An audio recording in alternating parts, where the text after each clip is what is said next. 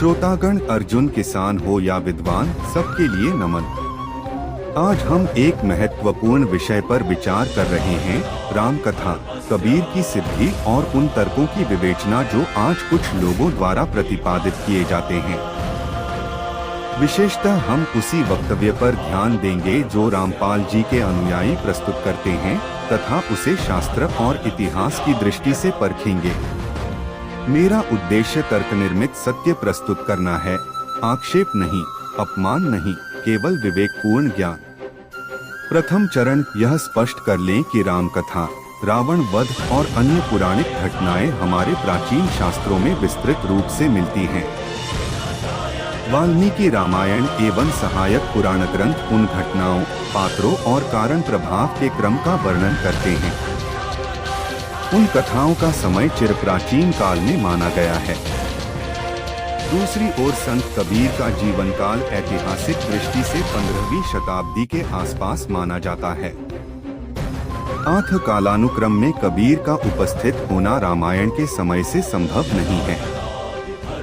यह एक साधारण तर्क है जिसे इतिहास और शास्त्र दोनों स्वीकारते हैं। द्वितीय चरण कबीर के उपदेशों का स्वरूप देखें। कबीर ने जिन दोहों और सतसई में अपना संदेश दिया है, उनमें वे निराकार, अव्यक्त और सर्वव्यापी ईश्वर का बखान करते हैं। कबीर शक्ति, नाम और रूप से परे ईश्वर की बात करते हैं। वे पूजा पद्धति के दिखावटी रूपों और अंधश्रद्धा का विरोध करते हैं। बारीक शब्दों में कहें तो कबीर ने स्वयं को ईश्वर जैसा घोषित नहीं किया, उन्होंने अनुगामी मनुष्यों को सत्य ज्ञान की ओर प्रेरित किया। उनके कई श्लोक यह दर्शाते हैं कि मार्गदर्शक मानव हो सकता है, पर परमात्मा अलग है, यह अभिव्यक्ति बार बार मिलती है। साथ ही किसी भी संत के ग्रंथों से प्रत्यक्ष उद्धरण लेकर यह सिद्ध करना आवश्यक है कि उसने स्वयं को परमेश्वर कहा, बिना उद्धरण के ऐसा कहना प्रमाणहीन होगा। तृतीय चरण रामपाल द्वारा प्रस्तुत तर्क क्या कहता है? श्री रामचंद्र जी पर रावण नहीं मरा था और कई दिन तक युद्ध होता रहा, तो परमेश्वर कबीर जी ने जाकर ही रावण के, देखो सब लीला मालिक के हाथ में होती है। क्रिया करता दिखे राम, पहले राम वो धनुष था, सारे काम कर रहा था, कुछ नहीं कर पाया। अब ये कहने की बातें हैं कि विभीषण ने बता दिया कि उसकी नाभि में अमृत था, ये तो जाते बता दिया था विभीषण ने, और उसके बाद तो छक्के छुटा दिए थे रावण ने श्री रामचंद्र जी के। जब उसने याद किया कि कुकर मरा कसाई, सिर मारता हूँ तो कट जाता है और फिर उगाता है, और नाभि में ये तीर लगने नहीं दे रहा, वो भी बहुत बड़ा सूरवीर था। तब परमेश्वर कबीर जी ने आकर निशाना साधा, रावण देखा था, राम चलाता और ठोका परमात्मा ने। यानी वो बाण, उसके बाण से राम के बाण को बचाकर नाभि तक पहुंचाना, यही क्रिया परमात्मा की थी। किसको क्रेडिट देंगे? पूर्ण परमात्मा को। न राम तो पहले मारे न था, लग गया को नहीं, छक लिया था उसको। तो यहाँ क्या कहते हैं? सार यह है कि कबीर ही परमेश्वर हैं और अनेक पुराने कथानक जैसे रावण का वध कबीर के प्रभाव से हुए। इस प्रकार के उद्घोष का स्रोत उनके आध्यात्मिक अनुभव तथा व्याख्या है। धार्मिक दृष्टि से यह उनके अनुयायियों का विश्वास हो सकता है, परंतु ऐतिहासिक शास्त्रीय दृष्टि से यह कथन स्वीकार्य नहीं है, क्योंकि पुरातन ग्रंथों में कबीर का उल्लेख नहीं मिलता। कबीर का जन्मकाल रामायण काल से बहुत बाद का है। कबीर के अपने ग्रंथों में उन्होंने स्वयं को परमेश्वर कहने का स्वतः उद्गार नहीं दिया।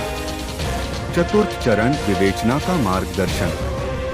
किसी भी धार्मिक या दार्शनिक विचार को परखने के लिए 3 आधार आवश्यक हैं: शास्त्र, इतिहास और तर्क।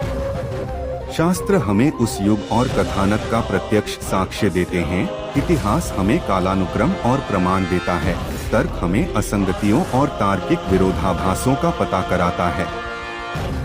जब कोई वक्तव्य शास्त्र और इतिहास से मेल नहीं खाता, तब उसे अंधविश्वास या व्यक्तिगत व्याख्या माना जाना चाहिए, न कि सार्वभौमिक सत्य। पंचम चरण व्यवहारिक सुझाव। यदि आप सत्य की खोज में हैं, तो इन बिंदुओं का पालन करें। एक, शास्त्रीय ग्रंथों का मूल पाठ पढ़े अथवा विश्वसनीय अनुवाद तथा टीकाओं का सहारा लें। 2, कबीर के दोहों और सतसई का मूल स्रोत पढ़कर उनका अभिप्राय समझें। 3, जिन्होंने कोई नया सिद्धांत रखा है उनसे प्रमाण मांगे जो उद्धरण और तिथियां दें।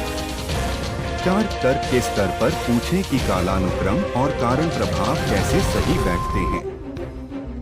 6, चरण, सांस्कृतिक और मानवीय दृष्टि। धर्म और आस्था व्यक्ति के निजी अनुभवों से बनते हैं। किसी का श्रद्धास्थल दूसरों के लिए मार्गदर्शक नहीं बन जाता। 8, आध्यात्मिक बोध का आदर करें पर सत्य को अंधाधुंध स्वीकार न करें। शास्त्रवादी और अनुभवी दोनों की बातें सुनें, पर सत्य का निर्णय तर्क और प्रमाण से करें। समापन, अधर्म की जड़ अज्ञानता है, सत्य की खोज विवेक से होती है। राम, रावण, कबीर ये सब विषय हमारी सांस्कृतिक विरासत हैं। किसी भी नेता या संत ने जो भी कहा उसे भावनात्मक रूप से न जकड़े, तर्क से परखें। रामपाल के अनुयायियों के विश्वास का हमें आदर रखना चाहिए, किंतु उनके कथनों को शास्त्रीय और ऐतिहासिक प्रमाण के प्रकाश में अवश्य परखना चाहिए। यही पारदर्शिता और विवेकहीनता से मुक्त आचरण है जो समाज को सूचित और संतुलित बनाता है। अंत में मैं आप सभी से यह विनती करूंगा, सत्य की खोज में धैर्य बनाए रखें, स्रोत देखें, उद्धरण मांगे और सभ्य संवाद से ही निष्कर्ष पर पहुँचे। केवल कठोर शब्दों से न, बल्कि ज्ञान और समझ से हम वास्तविक सत्य तक पहुँच सकते हैं। धन्यवाद।